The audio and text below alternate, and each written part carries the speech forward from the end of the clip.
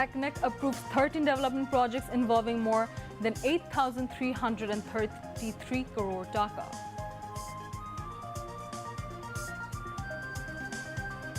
Interim government to hold free, fair, credible and festive polls in first half of February 2026. Chief Advisor Professor Mohammad Yunus informs European lawmakers. National Consensus Commission adjourns discussions with political parties. Next round of talks to begin on early October, says Dr. Ali Riaz.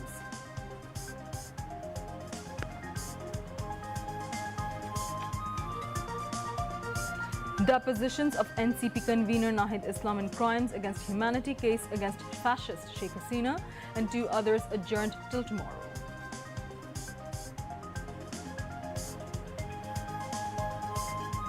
Chief Advisor will leave Dhaka on September 22nd for New York to attend the UNGA and to address the 80th session on September 26th, Foreign Advisor informs.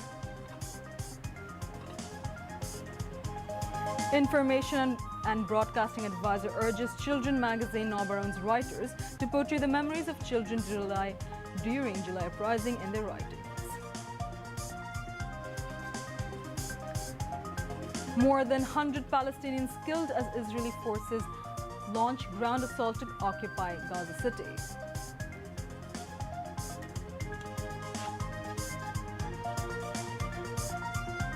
And Bangladesh to face Nepal in Under-17 Football Championship in Sri Lanka tomorrow. Assalamu alaikum, this is Simran Rashid welcoming you to News at 10. You've just heard the headlines, now on to the details. The Executive Committee of the National Economic Council (ECNIC) has approved 13 development projects involving an overall estimated cost of 8,333 crore 28 lakh taka. Of the total cost, 4,437 crore 82 lakh taka will come from the government's fund, 1,225 crore 36 lakh taka as project assistance, while the remaining 2,670 crore 9 lakh taka will be borne from the implementing agency's own funds. Chief Advisor and ECNIC Chairperson Professor Mohammad Yunus presided over the meeting held at the NEC conference room in the city's Sher Bangla Novel.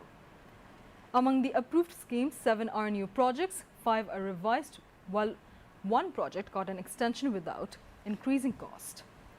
The major approved projects included are Information APA, Empowerment of Women through ICT Phase 2, 3rd revised under the Ministry of Women and Children Affairs, and modernization of research labs and infrastructure development at Dhaka University of Engineering and Technology, DUIT, Ghazipur.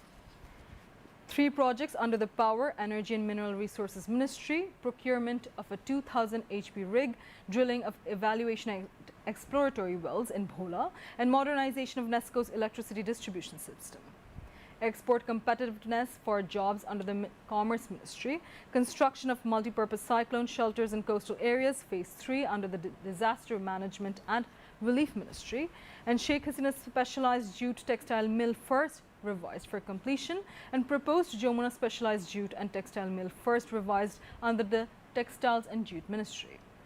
3 projects under the local government division including Khulna Water Supply Project Phase 2, Solid Waste Management Initiative in Naranganj City Corporation, and Integrated Service and Livelihood for Displaced People from Myanmar and Host Communities LGED part were among the 3 approved projects. The other projects are Silat Osmania International Airport Expansion Phase 1 first revised, and construction of multi-story flats for government officials at Mirpur Paikpara, Dhaka first revised 4th extension.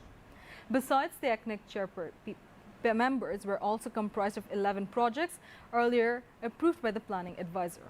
After the meeting, Planning Advisor Wahiduddin Mahmood briefed the reporters.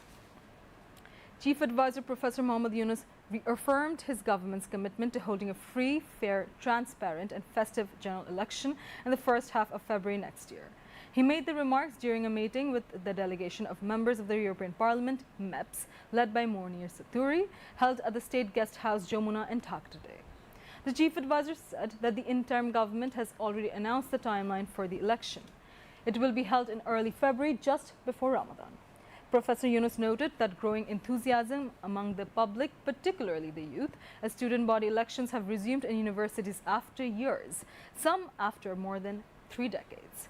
He expressed confidence that young voters would turn out in record numbers, as this will be the first time in over 15 years that many of them will be casting their ballots.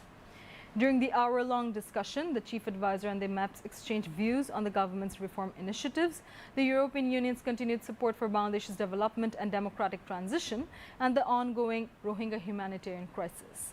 The visiting MEPs expressed optimism that the upcoming election could be a pivotal moment for Bangladesh. One lawmaker praised the chief advisor and his team's amazing efforts over the past 14 months. A Dutch MEP remarked that Bangladesh may be among the few countries where things are moving in the right direction. Professor Yunus thanked the EU for its steadfast support and called for increasing fund for the more than 1 million Rohingya refugees residing in Bangladesh. In particular, he urged assistance to help reopen schools in the camps, which were recently shut down due to an aid shortfall. Chief Advisor Professor Muhammad Yunus will leave Dhaka on September 22nd for New York to attend the 80th session of the United Nations General Assembly, UNGA. Professor Yunus will address the General Assembly on September 26th. Foreign Affairs Advisor Muhammad Tawheed Hussain said this while briefing reporters at the Foreign Service Academy today. The foreign advisor said that in his speech, the chief advisor is expected to reflect on the government's activities over the past year and reaffirm the interim administration's commitment to restoring democracy through reforms and free and fair elections slated for February next year. The foreign affairs advisor also announced that 4 senior political leaders will join the Bangladesh delegation this year.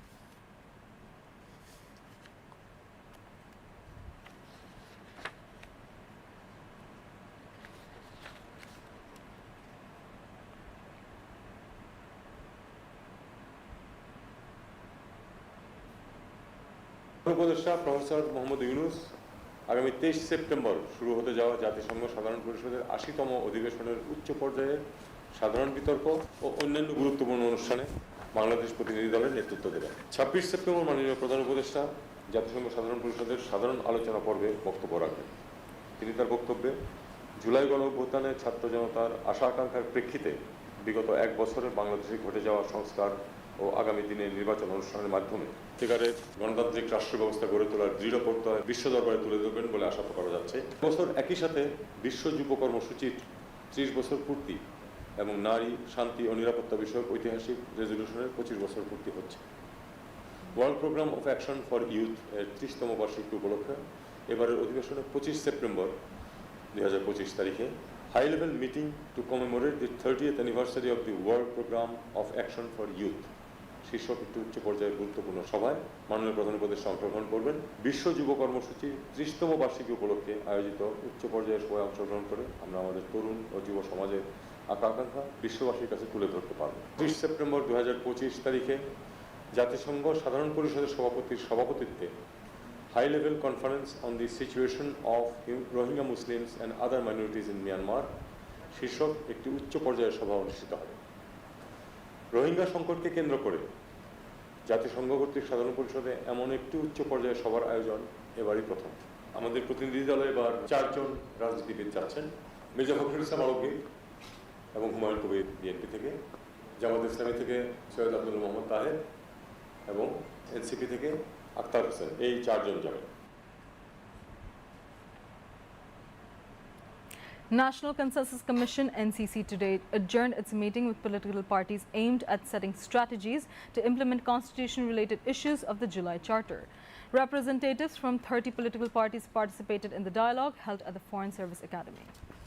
Briefing reporters after the meeting, NCC Vice Chairman Professor Ali Riaz said experts have suggested 4 possible ways to implement the July Charter through a proclamation, an executive order, a referendum, or a special constitutional order.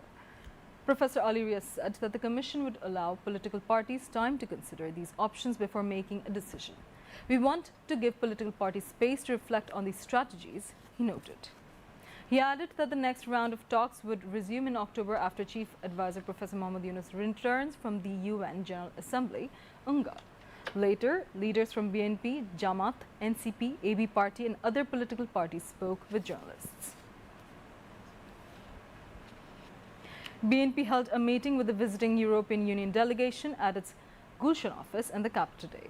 BNP Standing Committee member Nojul Islam Khan, Amir Khusru Mahmood Chaudhry, Foreign Affairs Advisor to the party's acting chairman Humayun Kobir, BNP International Affairs Secretary Barrister Nasiruddin Oshim, and the party's organizing secretary Shama Obaid participated in the meeting. Briefing newsmen after the meeting, Nojul Islam Khan said that the delegation has been requested to extend cooperation for the business sector in Bangladesh. Besides, the issue relating to upcoming election also came up in the meeting. Amir Khusru Mahmood Chaudhry informed that it will not be logical to demand election through the PR system, rather people will determine it after the next election. The International Crimes Tribunal today started recording depositions of NCP convener Nahid Islam in crimes against humanity case filed against ousted Prime Minister Sheikh Hasina and 2 others. The ICT1 headed by Justice Ghulam Murtaja Mojumdar recorded the deposition of National Citizens Party Chief Nahid Islam as the 47th prosecution witness of the case after ending the testimony of Doinik Amar Desh editor Dr. Mahmoud Rahman.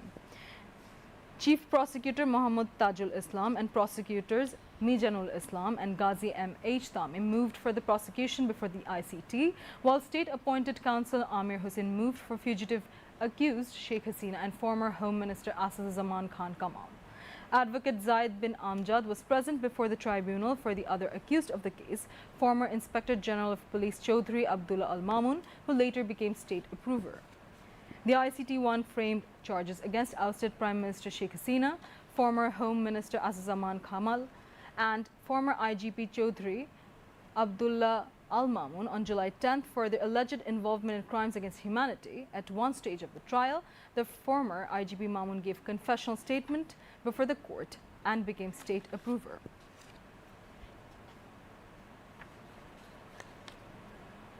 Home Advisor Lieutenant General retired Muhammad Jahangir Alam Chaudhry has said this year's Durga Puja will be celebrated in a more festive and peaceful manner in comparison to the past.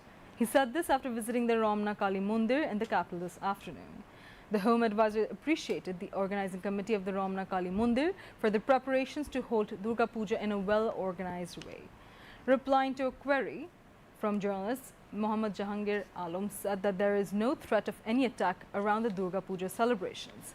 The Puja mandaps across the country will be brought under 24-hour surveillance with deployment of Ansar police and other law enforcement agencies. Referring to increased allocations from the government for the Durga Puja, he said that the government has allocated Taka 5 crore this year, which was Taka 4 crore last year. The Home Advisor said that the number of Durga Puja mandaps have also been increased across the country. He called upon all not to spread misleading information regarding celebrations of the Durga Puja. Muhammad Jahangir Alam requested all not to pay heed to any rumor, saying that they have developed an app which helps to know the exact situation of the Durga Puja celebrations across the country and take prompt action accordingly. Speaking on the occasion, Ramna Kali Mandir Committee President Aparna Roy thanked the Home Advisor for taking overall security measures for peaceful celebrations of the Durga Puja at the temple. The government today formed a 6-member committee to review the 3-point demands of BCS engineers and 7-point demands of diploma engineers. Energy and Power Advisor Muhammad Faizul Kobir Khan and Chairman of the review committee disclosed the decision to the journalists after meeting at the Ministry of Public Administration at the Bangladesh Secretariat in Dhaka. Education Advisor Professor Dr. Chaudhry Rafiqul Abrar, Forest and Environment Advisor Suyada Rizwana Hassan, Housing and Public Works Advisor Adilur Rahman Khan, Senior Secretary of the Ministry of Public Administration Dr. Muhammad Mokhlar Sur Rahman, Vice Chancellors of various engineering universities and principals of polytechnic institutes were also present at the meeting. Faizul Kobir Khan urged all parties to refrain from protests until the committee submits its report. He said that the committee will make its recommendations after consulting stakeholders and will set clear deadlines for implementation. The committee comprises representatives of BCS engineers, 2 representatives from 2 groups of diploma engineers, 1 teacher, and representatives from protesting students. Information Broadcasting Advisor Mahfouz Alam has called upon the children's magazine Nobarun's writers to portray the memories of the children during July uprising in their writings. The advisor made the call while exchanging views with the writers of the children magazine Nobaroon at Department of Films and Publication Auditorium in the capital today. He reminded that in the case of selecting children's writings, there is no room to consider political identity. In any arrangement for children and adolescents, the advisor urged everyone to remain impartial. He has announced organizing of a workshop with child literateurs to enhance the creativity and intellectual development of children and teenagers. Mahfouz Alam gave instruction to digitalize all the copies of Nobaroon magazine published in the last 50 years. Now, international news.